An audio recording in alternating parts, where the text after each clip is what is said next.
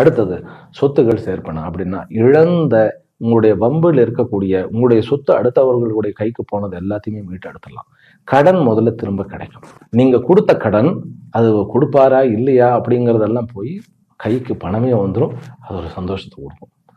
அதாவது நம்முடைய சொத்துக்கள் இழக்கக்கூடிய நிலைமையில இருந்தாலும் மீட்டு எடுத்துரும்.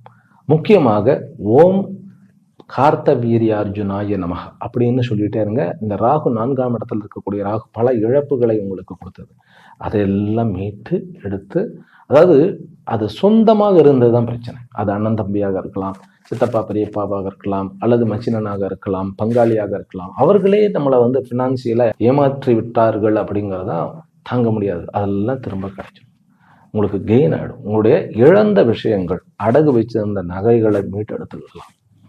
இல்லை புதிதாக நகை வாங்க வேணாம், அது கொஞ்சம் டைம் ஆகும். குருவனுடைய பிளேஸ்மெண்ட், அதனால தான் நான் பிளேஸ்மெண்ட்னு சொன்னேன். பிளேஸ்மெண்ட் இது கண்டிப்பாக உங்களுக்கு ஹெல்ப் பண்ணும். சொத்துகள் இழந்த நம்முடைய, அதாவது சந்தேகத்திலிருந்த அடகில் இருந்த சொத்துக்களை மீட்டெடுக்கக்கூடிய அமைப்பு இருக்கிறது.